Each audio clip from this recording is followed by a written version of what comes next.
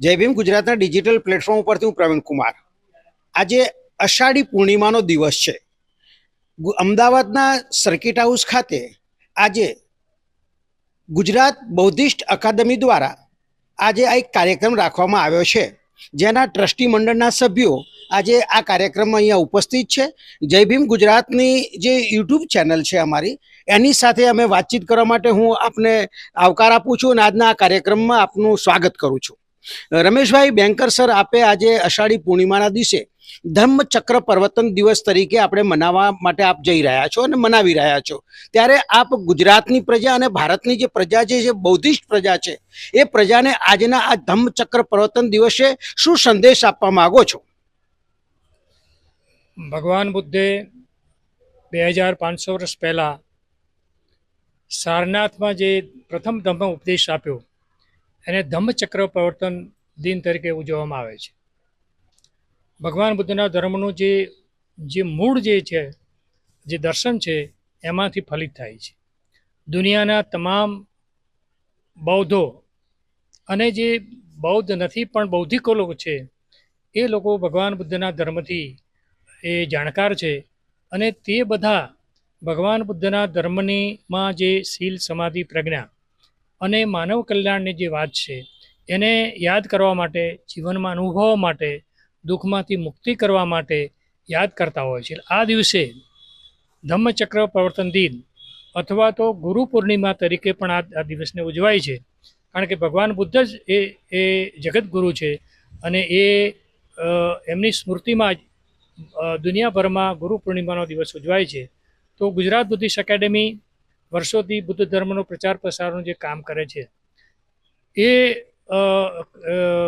જે સંસ્થાની જે કામગીરી છે એના એક ભાગરૂપે આજે ધમ્મચક્ર પ્રવર્તન દિન નિમિત્તે ધમ્મચક્ર પ્રવર્તન સૂત્રનું સંગાયન, એનું હિન્દી ભાષામાં એનું ભાષાંતર અને ધમ્મચક્ર પ્રવર્તન સૂત્ર શું છે, ભગવાન બુદ્ધે શું ઉપદેશ આપ્યો છે, કયા 4 આર્ય સત્યો છે, અને એનો ઉદ્દેશ શું છે, આર્ય અષ્ટાંગિક માર્ગ ઉપર ચાલીને કેવી રીતે દુઃખમાંથી મુક્તિ પ્રાપ્ત કરી શકાય છે, નિર્વાણ જે એક સુખ છે એવું ભગવાને જે ઉપદેશ આપ્યો છે એ લોકો સુધી પહોંચે, લોકો એને સારી રીતે સમજે અને જીવનમાં ઉતારે, એ માટે આ કાર્યક્રમનું આયોજન થયેલું છે. આજે ધમ્મચક્ર પ્રવર્તન દિન નિમિત્તે સૌ ભારતવાસીઓને દુનિયાના તમામ બૌદ્ધોને મંગલ કામના, શુભકામના. રમેશભાઈની સાથે એમના ટ્રસ્ટી મંડળના બીજા પણ સભ્ય છે, ડૉક્ટર હરપાલ બૌદ્ધ છે, જેઓ આ સેક્રેટરી છે ગુજરાત બૌદ્ધિસ્ટ એકેડેમીના. આજે સર, આપને મારે પ્રશ્ન પૂછવો છે કે ભારતની અંદર, એટલે કે આજથી બુદ્ધાના પરિનિર્વાણ બાદ જ્યારે પ્રથમ સંગતિનું આયોજન અજાત શત્રુ જે મગધના રાજા હતા, એમણે આ પ્રથમ સંગતિની જે રચના કરી અથવા બોલાવી, એ વખતે જે આ દિવસ જે ચાલી એના દિવસ તરીકે આજે ઓળખાય છે અષાઢી પૂર્ણિમા, તો કે ધમ્મચક્ર પ્રવર્તક દિવસ તરીકે ઉજવાય છે, એની સ્પષ્ટતા આપના દ્વારા કરવા માંગુ છું.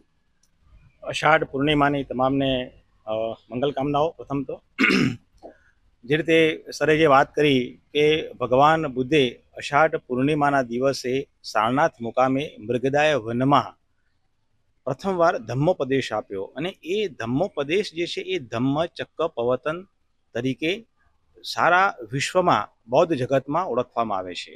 ભગવાન બુદ્ધે આ દિવસે 2 અતિઓની વાત કરી. એક જે અતિ જે છે કે જેમાં કામ ભોગનું જીવન જે છે, અને બીજી જે અતિ જે છે એ કાય કલેશની છે.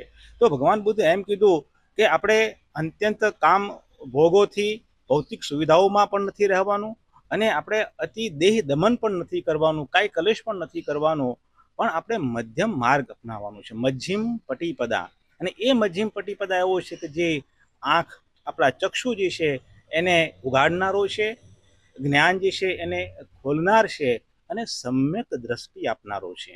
એટલે ભગવાન બુદ્ધે એમ કીધું કે જીવનમાં આપણે સુખની પ્રાપ્તિ કરવી હોય અને દુઃખમાંથી મુક્ત થવું હોય તો આપણે જીવનના 5 માપદંડો જે છે એ માપદંડો એ દરેક વ્યક્તિ અનુસરવા જોઈએ. જેમ કે ભગવાન બુદ્ધે એમ કીધું કે જીવ હિંસા ન કરવી જોઈએ, દરેક પ્રાણી માત્ર પ્રત્યે આપણે અહિંસાનો ભાવ જે છે રાખવો જોઈએ, આપણે ચોરી ન કરવી જોઈએ, આપણે વ્યભિચાર ન કરવો જોઈએ, આપણે જૂઠું ન બોલવું જોઈએ અને તમામ પ્રકારના જે નશીલા જે પદાર્થો જે છે એનું સેવન ન કરવું જોઈએ. જો આ 5 શીલો જે છે એ કોઈ પણ વ્યક્તિ, કોઈ પણ કોમ, ધર્મ, સંપ્રદાયનો વ્યક્તિ આ જો શીલોનું જો પાલન કરશે તો એનું જીવન જે છે એ વર્તમાન જીવન એનું સુખી થશે. તો ભગવાન બુદ્ધનો આ જે પ્રથમ જે ધમ્મોપદેશ જે છે કે જે મધ્યમ પટિપદા તરીકે ઓળખાય છે, કે જેમાં પંચશીલ અને એમણે અષ્ટાંગિક માર્ગ પણ જગતને આપ્યો હતો. તો તમામને નમો બુદ્ધાય, જય ભીમ.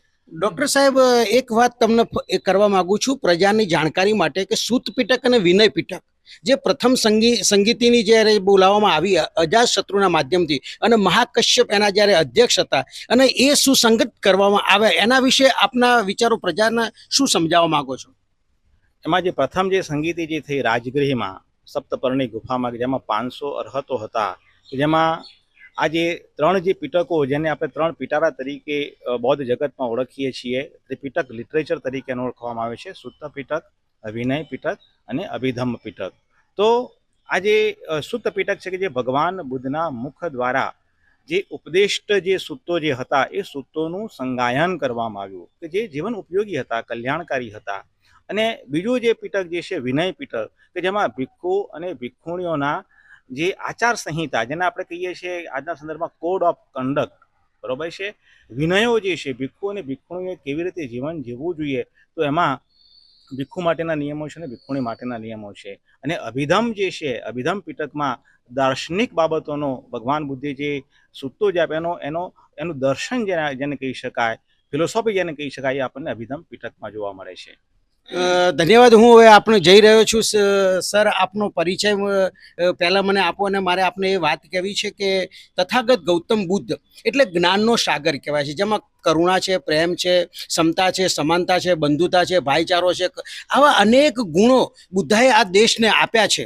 તો આપ બુદ્ધાના જે માર્ગે ચાલવાવાળી એક આપણી જે સંસ્થા છે અને બુદ્ધનો સંદેશ સમગ્ર દેશ આજે વિશ્વમાં પણ જ્યાં પણ જાઓ ત્યાં બુદ્ધ એટલે એક શાંતિનો માર્ગ છે, એક જ્ઞાનનો માર્ગ છે, વિજ્ઞાનનો માર્ગ તરીકે બુદ્ધની આજે ગણના થાય છે. તો આપ ગુજરાતની પ્રજા અને ભારતની પ્રજાને આજે અષાઢી પૂર્ણિમાના દિવસે આપ શું સંદેશ આપવા માંગો છો? હા, મારું નામ સતીશ રાષ્ટ્રપાલ છે. હું પાલનપુરથી આવું છું, ધમ્મ બનાસ બુદ્ધ વિહારમાંથી, અને ગુજરાત બુદ્ધિસ્ટ એકેડેમીમાં પણ ઉપપ્રમુખ છું. ભગવાન બુદ્ધનો ધર્મ એ કેટલો વિશાળ છે એના પર માત્ર આપણા વડાપ્રધાનના શબ્દોમાં જ કહો કે એ જ્યારે વિદેશમાં જાય છે ત્યારે એવું કહે છે કે હું બુદ્ધની ધરતી પરથી આવ્યો છું. આજે ભારતના સૌથી વધુ ધનવાન વ્યક્તિ નીતા અંબાણી પણ એમ કહે છે કે I am coming from the land of lord Buddha, અને એમણે બુદ્ધમ શરણમ ગચ્છામિ એનો ઉચ્ચાર પણ ત્યાં કર્યો હતો. અને આ દુનિયામાં ઝડપથી જો કોઈ ધર્મ ફેલાઈ રહ્યો હોય હાલ વિજ્ઞાન યુગમાં તો એ બૌદ્ધ ધર્મ જ છે. અને બુદ્ધ ધર્મની વૈજ્ઞાનિકતા 2600 વર્ષ પહેલાં પણ એટલી જ પ્રાસંગિક હતી, આજે પણ છે અને હવે પછીના સમયમાં પણ રહેવાની છે. કારણ કે ભગવાન બુદ્ધનો ધર્મ છે એ સતત પરિવર્તનશીલ જગત છે, એને એમણે સચ્ચાઈ ઉપર શોધી અને દુનિયા સમક્ષ મૂકેલું છે, અને એ સતત પરિવર્તનશીલ છે. ભગવાનના ધર્મમાં કોઈ પણ વસ્તુ અવૈજ્ઞાનિક નથી, તર્ક કરવાની સંપૂર્ણ છૂટ છે. એટલે ભગવાન બુદ્ધનો ધર્મ એ આખી દુનિયાના દરેક ખૂણે ખૂણે પસર્યો છે. અને દુનિયાને જો શાંતિ જોઈતી છે તો યુદ્ધ નહીં પણ બુદ્ધ દ્વારા મળશે, કારણ કે બુદ્ધ ભાઈચારો શીખવે છે, બુદ્ધ પ્રેમ અને કરુણા શીખવે છે. માટે આજના જગતને સૌથી વધુ તાતી જરૂરિયાત હોય તો યુદ્ધની નહીં પણ બુદ્ધની છે, એવું મારું માનવું છે. અમારી વચ્ચે આજે એમની જ બુદ્ધિસ્ટ અકાદમીના સેક્રેટરી તરીકે છે, એમનો પરિચય પોતે આપશે, પણ મારે એમને પૂછવું છે કે અષાઢી પૂર્ણિમાનો જે આજનો આ દિવસ છે, આજથી એવું કહેવાય છે કે ચોમાસાની ઋતુ શરૂ થઈ છે અને વર્ષાવાસ પણ કહેવાય છે, 3 મહિનાનો વર્ષાવાસ શરૂ થાય છે. તથાગત ગૌતમ બુદ્ધે જે વાત કરી મગધની રાજધાની જે રાજગૃહની અંદર જે આ પ્રથમ સંગીની ત્યાં જે મળી અને જે 500 ભિક્ષુઓ દ્વારા જે ઉપદેશ આપવામાં આવ્યો એ બાબતે આપ પ્રજાને સંદેશો આપો. મારું નામ વિક્રમ બૌદ્ધ છે, બોપલ છું, અને હું લીગલ સેક્રેટરી તરીકે કામ કરું છું અહીંયા. આજનો દિવસ પવિત્ર, અતિ પવિત્ર દિવસ છે. હમણાં જ વાત થઈ એમ વિશ્વગુરુ અને જગન્નાથનું જે ઉપનામ મળેલું છે એ ભગવાન બુદ્ધને મળેલું છે. ભગવાન બુદ્ધનો જે સંદેશ છે એ માનવતાનો છે, યુદ્ધનો સંદેશ નથી, ત્યાં કરુણાનો સંદેશ છે, વૈજ્ઞાનિક દ્રષ્ટિકોણવાળો આ ધર્મ છે. તો આ દિવસથી આ દિવસમાં વૈજ્ઞાનિક દ્રષ્ટિકોણની પરિપ્રેક્ષ્યમાં અમે આજના દિવસનો જે સૂત્ર છે સારનાથમાં જે પ્રથમ ઉપદેશ આપ્યો એનું પઠન કર્યું, જે અમારા બૌદ્ધ ઉપાસકો અને ઉપાસિકાઓ છે એમને વધારે સરળતાથી સમજણ પડે એની વ્યાખ્યાઓ પણ કરવામાં આવી. આજનો દિવસ છે એક તો મારી દ્રષ્ટિએ માનવતાનો દિવસ છે, કરુણાનો દિવસ છે, ભાઈચારાનો દિવસ છે. અમારી સાથે ડીડી વેંકર સાહેબ પણ છે. ડીડી વેંકર સાહેબ, આપ પણ ઘણા વર્ષોથી ગુજરાતની અંદર તથાગત ગૌતમ બુદ્ધના જે માર્ગ છે જેને પંચશીલ કહેવામાં આવે છે, અને પંચશીલ એક શરીરનું આવરણ નથી પણ એક શરીરની અને સમાજની સિસ્ટમ છે. તો પંચશીલના માર્ગે લોકોને ચાલવા માટે જે તથાગત ગૌતમ બુદ્ધે જે માર્ગ આપ્યો છે એ માર્ગ બાબતે આપ પ્રજાને શું સંદેશ આપવા માંગો છો? જય ભીમ, નમો બુદ્ધાય.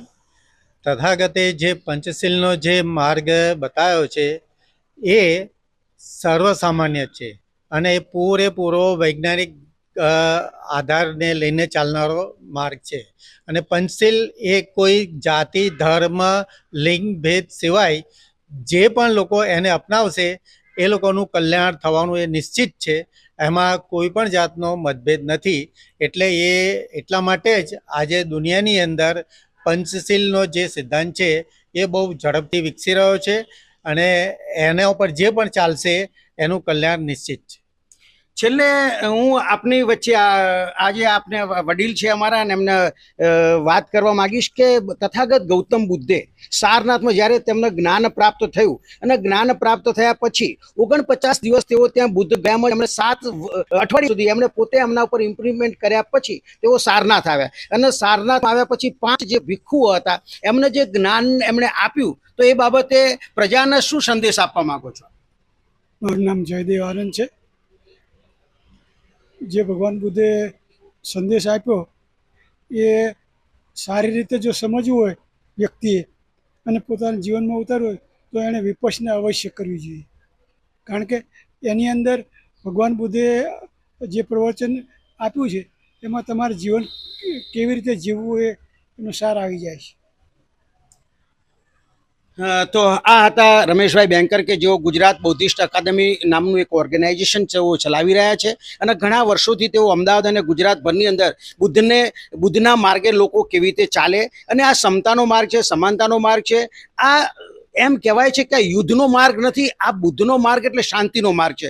અને તેઓ આજે અષાઢી પૂર્ણિમાના દિવસે અમદાવાદના સર્કિટ હાઉસ ખાતે લગભગ ખૂબ જ મોટી સંખ્યામાં અહીંયા લોકો બુદ્ધને માનનારા, બુદ્ધના ચાહનારા અને બુદ્ધના માર્ગે જે લોકોએ બુદ્ધને અપનાવ્યા છે એવા લોકો અહીંયા મોટી સંખ્યામાં આજે ઉપસ્થિત રહ્યા હતા. જય ભીમ ગુજરાતની ડિજિટલ ચેનલ દ્વારા આજે આ લોકોનો અમે આભાર વ્યક્ત કરીએ છીએ, અને આ બધા લોકોને અમે કહીએ છીએ કે બુદ્ધને વધારે ને વધારે આગળ જાય એવી આશા અને જય ભીમ, નમો બુદ્ધાય.